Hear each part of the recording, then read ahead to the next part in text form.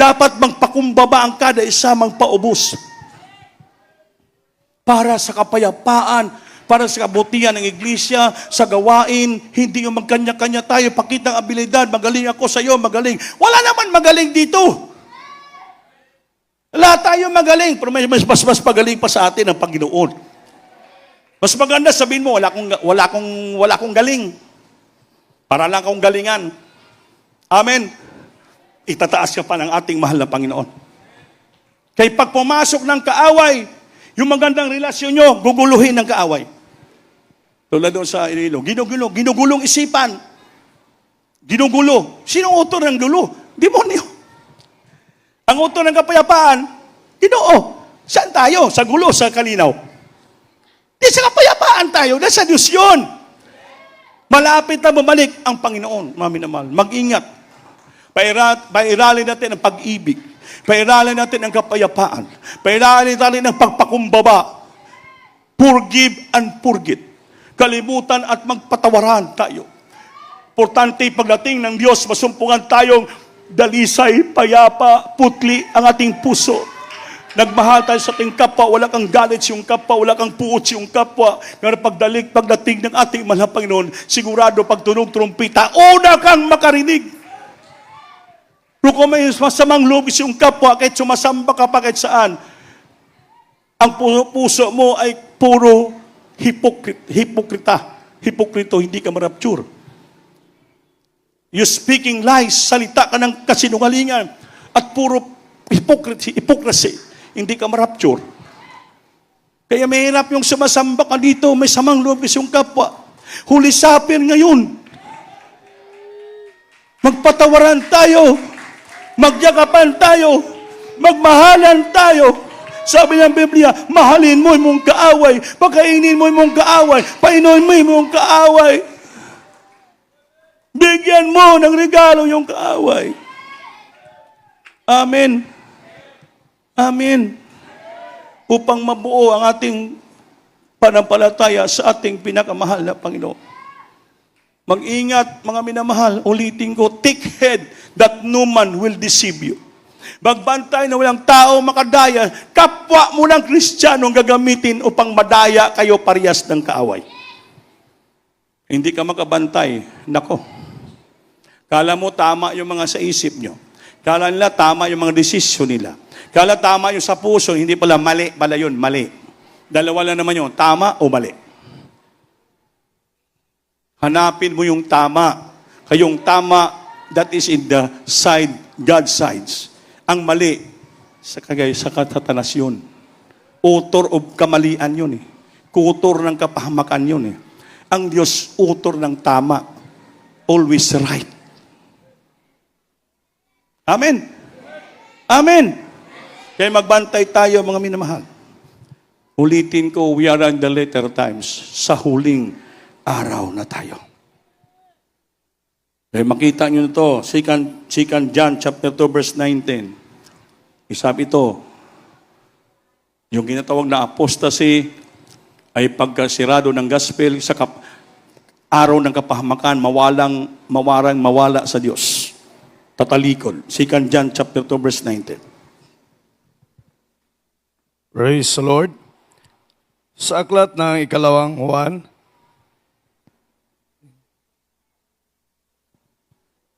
Second John ba o First John? Chapter 2 verse 19. Bakit na? praise the Lord. Sa unang Juan, Kabanata 2, ang talata ay 19. Sila'y nagsisilabas sa atin, ngunit sila hindi sa atin. Sapagkat kung sila'y sa atin, ay nagsipanatili sana sa atin. Ngunit nangagsisilabas upang sila'y mahayag na silang lahat ay hindi sa atin. Amen. Palakpakan natin Diyos. Magandang bersikulo ba? Amen? Amen. Sabi magkaroon muna ng falling away first eh. Marami mo nang malaglag, marami mo nang magtalikod, marami mo nang madaya. Lahat, ito mangyari. Kaya sabi ng Panginoon, yung mga nawala, nadaya, yan ang nagsilabas sa atin. Lumabas dito sa ating kapulungan. Sila'y nangagsilabas sa atin, Ngunit sila'y hindi sa atin. Sapagkat kung sila'y sa atin, ay nagsipanatili sana sa atin. Ngunit nagsilabas man upang sila'y mahayag na sila lahat ay hindi sa atin. Yan ang matindi nga tanda. Oh, they went us from us, but they were not of us. For if they had not been with us, they would no doubt have continued with us. But they went out that they might be made manifest that they were not all of us. Kaya umalis sila sa atin, hindi sila para sa atin. Kaya kung para daw sila sa atin, dapat nang natili sila sa atin. Nagpabilin sila dito sa atin. Amen. Umalis man sila, so pinahayag, they might made manifest that they were not all of us. Pinahayag ng Diyos, yan sila po hindi talaga para sa atin.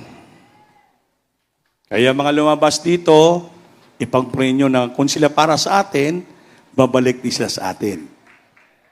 Kung hindi na makabalik, nako, yan sa Biblia, ginawang pinahayag talaga nga hindi sila para sa atin. Kasi paglingkod sa Diyos, sa Biblia, whosoever will. Anong ibig sabihin? Ang may gusto lang. Amen? Kaya mga maraming nawala, nagbalik, ay sila ay para sa atin. Kasama natin sila dadalhin sa langit. Amen. Salamat, palakpakan natin ang ating mahal na Panginoon. Dahil di talaga maiwasan nakasulat sa Biblia. Maraming malimbungan, maraming badaya. Babalik muna, marami munang falling away first. Marami munang aalis. Marami munang tatalikod. Marami munang madaya. Kaya tanan, sa Biblia, magbantay nga wala makadaya sa inyo kahit anumang paraan. Take heed that no man will deceive you in any means. Any means. Lahat ng bagay in any means gawin ni Satanas. Parang Kristiyano, madaya, mabihag niya, mawala sa kanyang presensya. Nakasulat sa Biblia, bago po ang demonyo ng kasalanan, marami munang tatalikod. Kaya nanatili, yun ang balikan ng ating mahal na Panginoon. Mga pure ang puso, sincero sumusunod, hindi gumagawa ng kasalanan. Kaya marami itong Kristiyano lang. Gumagawa pa rin ng labag sa kalooban ng Diyos, gumagawa ng walang kabanalan, gasupak sa patakaran ng church, iba ito ginagamit. Time will come. Hindi man kayo susunod sa patakaran ng iglesia, ang Diyos na mismong papaalis sa inyo dito. Ang Panginoon na mismo ang magpapalabas sa inyo. Kaya sabi niya, maraming lumabas. Palabasin kayo ng Diyos sa kanyang iglesia. Palabasin kayo. Timing, tandaan natin yan. Puti kung lalabas ka lang na walang salot darating sa buhay mo. Pero kung bang nandito ka, hindi ka sumusunod sa patakaran ng church, ilabas ka ng Diyos, baka mawala ka pa. Kaya dito, magbantay kayo magtira. Hindi po ito simba-simba lang. Simba-simba ka lang every Sunday, puri-puri ka dito, pag sa labas, gumagawa ka ng kabuktutan. Gumagawa ng kasalanan. Dito, ginagamit ka, pero pag sa labas, gumagawa ng kabuktutan. Hindi ka makatago sa Diyos. Sa tao, makatago. Kay Kuya Andy, makatago tayo. Eh, sino naman ako magbantay palagi sa inyo? Bahalang Diyos sa inyo. Ang Diyos ang nakakita sa inyo. Time will come. Baka dumating yung salot sa inyo. Eh, sabi ni Minister James doon sa meeting niya, ang sumusunod ay pagpapalain. Ang hindi sumunod, sumpa. Ang hindi sumunod, sumpa. To obey is a blessing. Sumusunod ka sa patakaran sa iglesia, sumusunod ka sa kalooban ng Diyos, pagpapala. Pero kung musuway ka, you disobey the commandments of God, the will of God, of course, sumpa ang darating sa buhay mo. Nakakatakot yung sumpa. Iba yung sumpa, curse, kaysa rat. Yung rat, galit, kasuko. Kaya darating sa iyong palo, baka madisgrasya ka, maputol yung buhok mo, maputol yung daliri mo, wrath of God yun. Mapilay ka, mabali ka, wrath of God, galit ng Diyos po yun. Pero pag curse na, sumpa na, nako, diretso yan, impyerno. Yun ang katatakutan natin, mga minamahal. Iba yung curse, sumpa, iba yung wrath, galit. Kaya hindi ito biro-biro ang ating mga Kristiyano dito. Kaya uyab-uyab mo niya, dapat mag-asawan lang kamo. Hindi ko magkasala. Pag Sunday, pabanal-banal kayo rito, paggamit-gamit kayo, sa labas, mga demonyo kayo, delikado po yon. Bantayan natin. Ako, masakit ako magsalita, pero gusto ko lang prangka. Kaya ayaw ko ng plastikan. Kaya sabi ng gibasa ta kanina, speaking lies in hypocrisy. Ayaw ko magsalita ng kasinungalingan nga may kahipocrisy, may ng kaplastikan. Ayan? Kaplastikan. Ayaw ko ng kaplastikan. Yan, no? Speaking lies in hypocrisy. Heaping their conscience served with hot iron. Kung ang konsensya na budi, natuyo, nasunog ng grabing apoy ng puthaw. Sinunog, wala nang, kahit anong pangaral mo, wala lang, ganun lang. Nakasabot ka? Oo. Yan. Puro lang oo ang sagot, pero wala ang naramdaman. Bakit? Ang ilang budhi, konsensya, nasunog na ng apoy, ng puthaw na mainit. Walang naramdaman. Kung sa istorya pa, manhid na manhid. Pinaagi sa pagkakaroong ingnon, no? Pagkakaroong ingnon. Nga mga bakakon nga ang kaugalingon talag gapusan, pasuan sa nagbagang puthaw. Manhid na yon. Kahit anong pangaral mo, anong rebuke mo, suspended mo, papastingin, wala lang. Bakit? Ang kaugalingon talag pasuan sa magabagang puthaw. Pinaagi sa pagpakarong ingnon sa mga bakakon na kaulingon talag gipasuan sa bagang putaw. Kaya sayang lang ang ating simba-simba pagpagamit na tayo gumagawa pa rin ng kasalanan sa labas. Makatago kayo sa nanguna. Makatago kayo sa tao, sa Diyos. You never hide from God. You never hide from God, even in a secret place. Magtago ka pa sa dungeon, sa kuweba, you cannot hide from God. At magtago-tago kayo, saan kayo magtago-tago, you cannot hide from God. Di ka makatago. Lusot-lusot ang malaking mata ng Diyos. Tandaan natin yan, mga minamahal. Okay lang kung darating sa'yo, wrath, galit. Pero pag curse, sumpa na, wala ng istoryang marami. Kung galit pa lang, palo, pwede pa, kuya, pinalo ako. Magsisi, mapatawad ka pa. Mapatawad ka pa. Kaya the prayer of the righteous man availeth much, at if you're committed sin, your sin will be forgiven.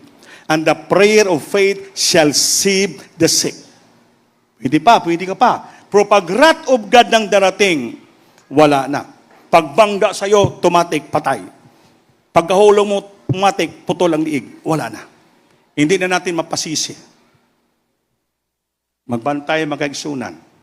Magbantay, mga minamahal. Sabi ng Biblia, mag-ingat sa kabutihan at kabagsikan ng Diyos. Mabagsik ang Diyos sa mga taong sumusupak, tumatalikod sa kanyang kalooban. Ngunit ang Diyos, mapanguron, mabait, pag-ibig ang Diyos sa mga sumusunod sa kanyang kalooban. Romans 11:22, pakibasa.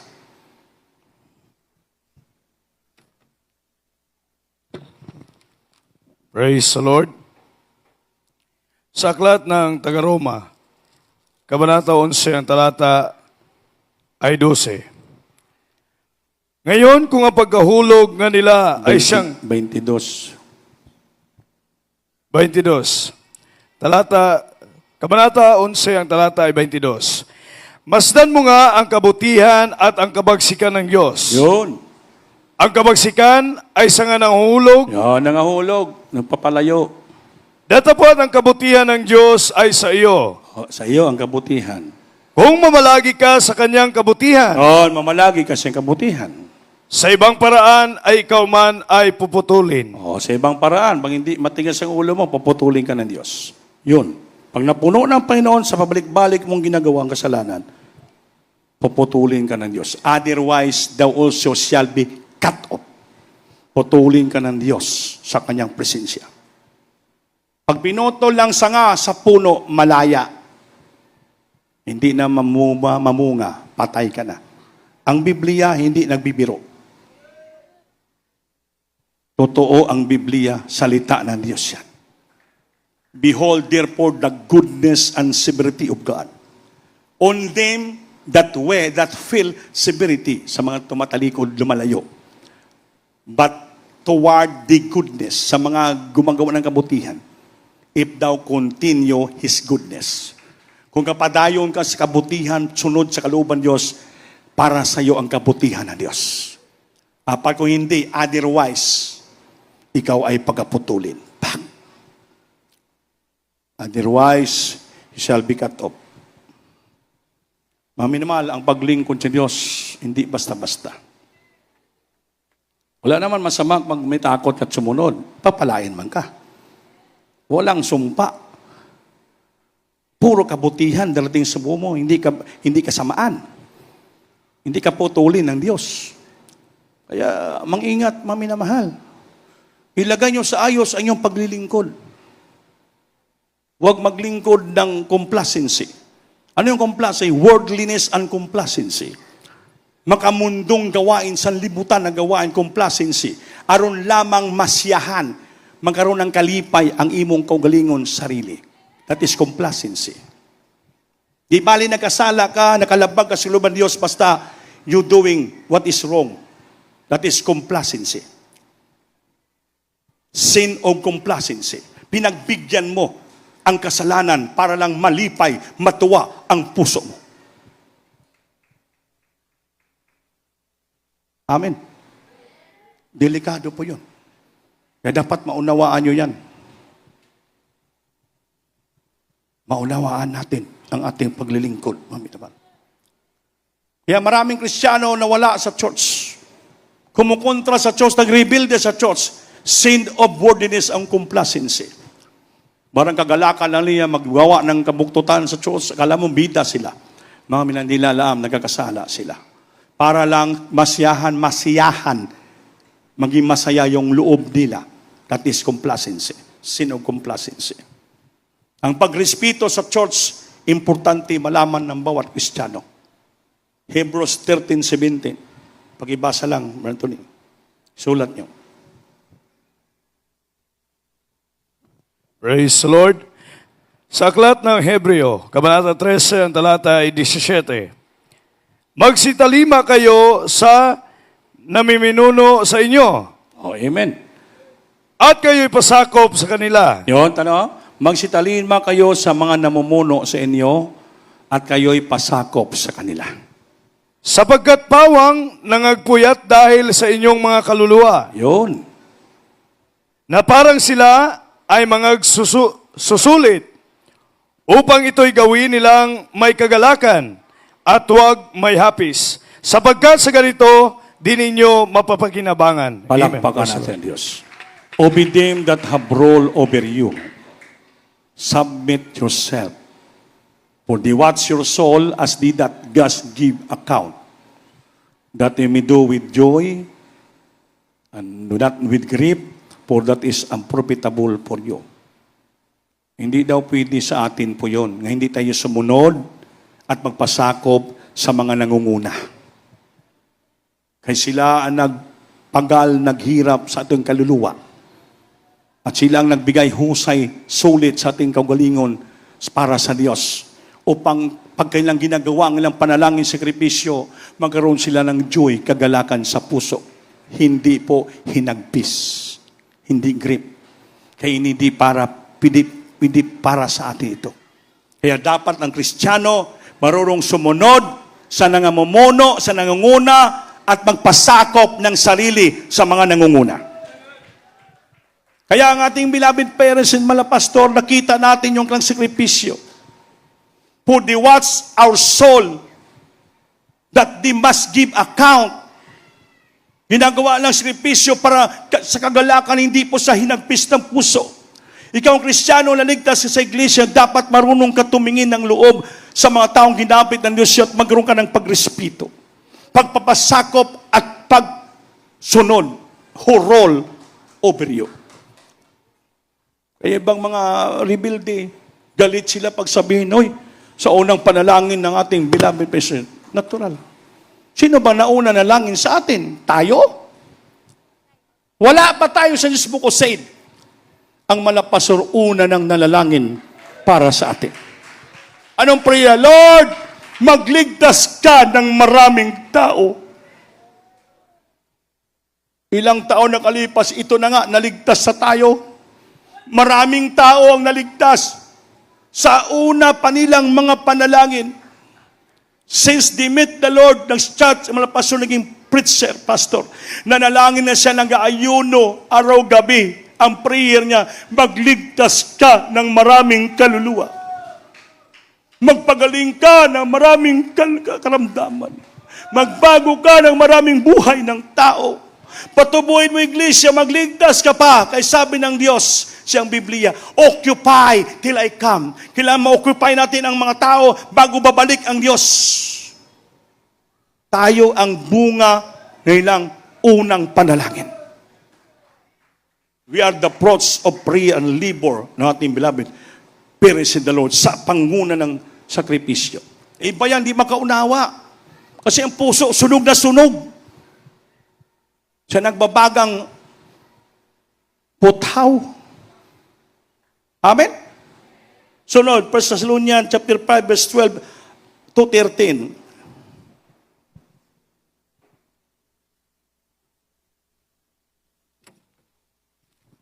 Praise the Lord. Sa aklat ng unang Tesalonica, Kabanata 5, ang talata ay 11 hanggang 13. 12-13. 12 hanggang 13. Datapwat, ipinamanhik namin sa inyo, mga kapatid, na inyong kilalanin ang nangagpapagal sa inyo at nangamumuno sa inyo sa Panginoon at nangagpapaalala sa inyo